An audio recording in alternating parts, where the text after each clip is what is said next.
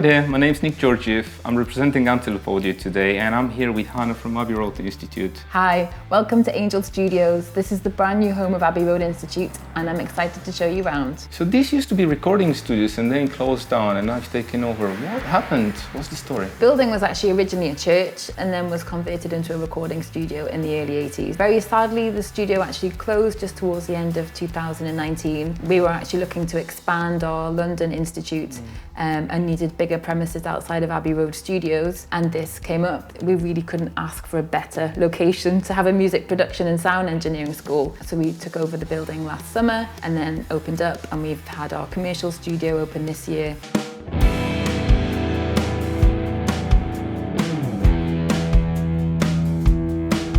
That's one fantastic classroom. Did you say that this used to be part of the studio?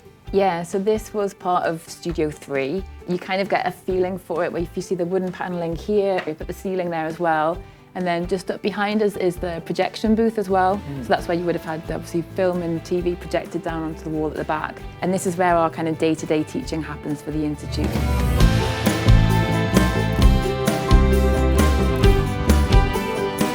So this is our dedicated studio for our students, and they get access to it from term 2, and they have regular classes with Charlie.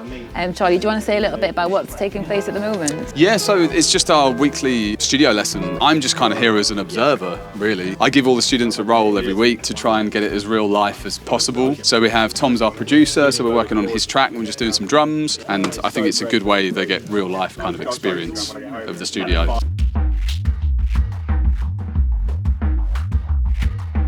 Wow, so this is your Atmos room. I can imagine lots of good mixes happening here. This is our brand new Dolby Atmos suite. Before we were in what was Studio 3 in the live room, this is what was the control room of Studio 3 at Angel, and it was converted into our Atmos suite. It's got our Avid S6 console and our ATC speakers and 7.1.4 setup. It's used predominantly by our audio post-production for film and TV students. We work on a whole range of different projects in here, and actually outside of that course running, it's also available for commercial hire as well. Okay, well that must be very popular at the moment with Atmos kicking off and a lot of people working from home, I imagine, and they need a proper environment where they can finish off their mixes. And so actually with the Galaxy unit, you can connect this control room to the live rooms of other studios, and that way record remotely, even though the studios are not really close to each other. And they could be recording sound effects there, say, and while monitoring here, working on some films. Yeah, absolutely. That's very cool. And actually with the new speaker management system in the Galaxy, you could be using it also for monitoring in Atmos here.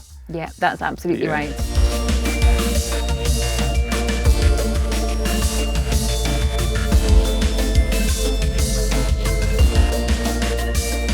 Wow, so it's very rare to see an entire organ in the live room of a studio. Can you tell me a little bit about that? Yeah, of course. So this is the Speechley pipe organ, and the organ was an original feature of the church.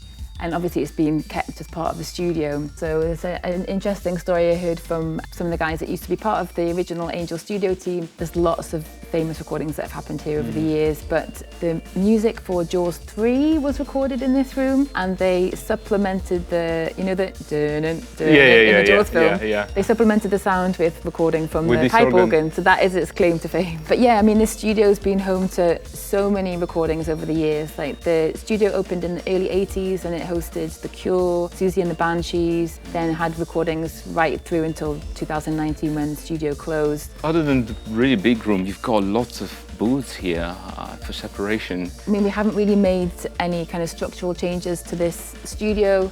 I mean, partly as well because the building is listed, but we've kept the booths as they were. Oh, wow. Oh, it's been a while. That's a lovely studio, huh? Yeah, it really is. So this is actually the original console that was in the studio before Angel closed towards the end of 2019. So it's a 60-channel Neve 88 RS. I mean, we've had a number of orchestral sessions in here since we've reopened. We've had clients in like Tony Visconti. We had Sam Smith, I think, just after we reopened. So yeah, we've got lots of like really interesting projects coming in at the moment. And then you've got also the Antelope gear over there for 96 inputs and outputs. You can run some really big sessions here. Yeah, definitely. And you should also chat with my colleague Luca as well, who knows the ins and outs of all the kind of technical setup of the studio and can kind of give you more insight into that as well. That would be great.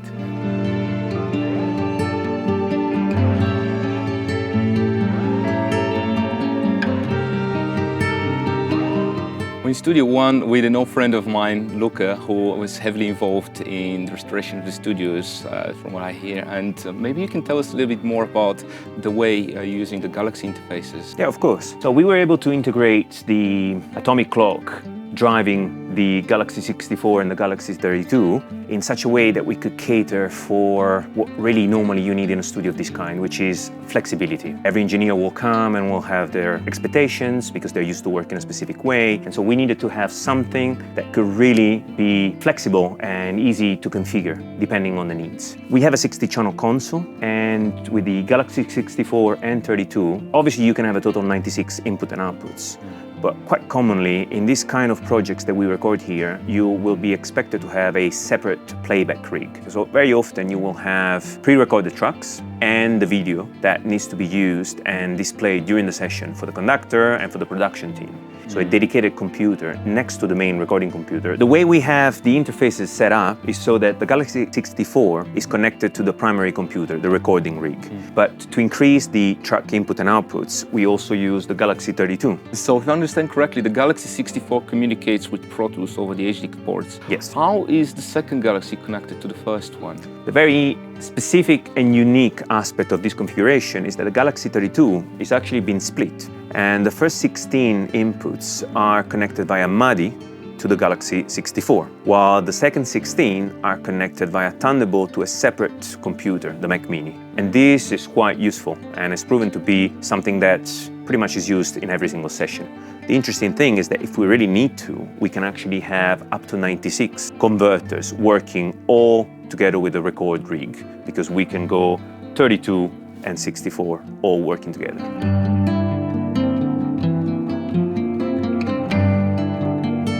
Thanks everyone for watching, and Hannah, thank you so much for showing us around. Thank you, and thank you for joining us.